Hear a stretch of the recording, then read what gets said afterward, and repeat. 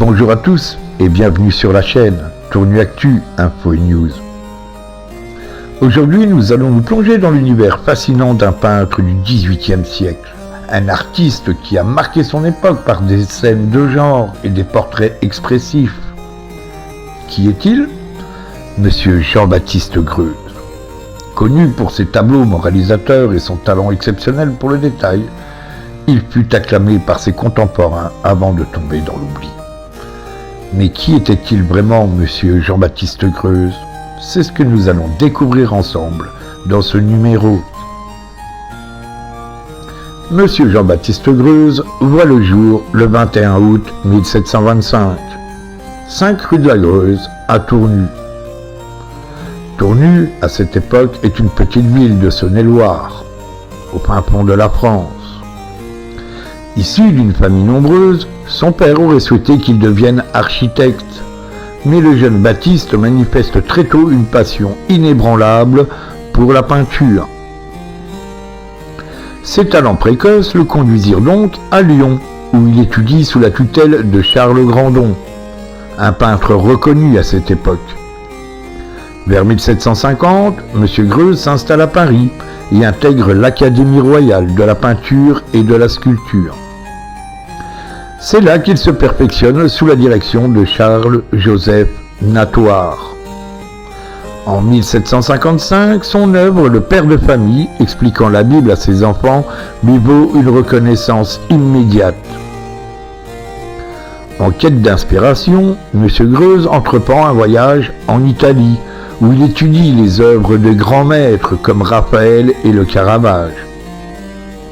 À son retour, il développe un style unique, mêlant émotion et réalisme, ce qui lui assure une popularité et une notoriété grandissantes. En 1759, M. Greuze épouse Anne-Gabrielle Babuti le samedi 3 février 1759 à Paris, dans le 75e. Une femme de lettres issue du milieu bourgeois. Leur mariage est tumultueux, marqué par des conflits fréquents, notamment à propos de finances et de gestion de ses œuvres.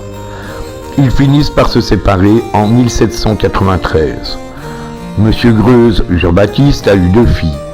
Anne-Geneviève Greuze, née le 16 avril 1762 à Paris, elle a suivi les traces de son père en devenant peintre et l'a soutenu jusqu'à sa mort. Louise Gabrielle Greuze, où je n'ai pas trouvé beaucoup de choses à ce sujet sur elle, je sais qu'elle est décédée le 10 avril 1872. La Révolution française bouleverse profondément sa carrière et sa situation financière se dégrade rapidement. Autrefois adulé, il finit par sombrer dans l'oubli et la pauvreté. Il tente de vendre ses œuvres, mais son style devient démodé et les acheteurs se font rares.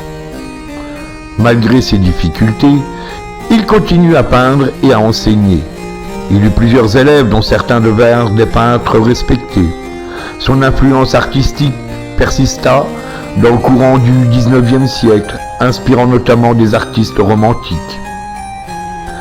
Jean-Baptiste Greuze s'éteint le 21 mars 1805 à Paris dans l'indifférence générale.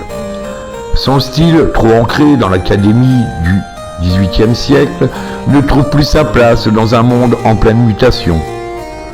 Cependant, aujourd'hui, son œuvre est redécouverte et célébrée à travers le monde. Monsieur Greuze et ses 2 filles reposent ensemble dans le 27e division du cimetière de Montmartre à Paris.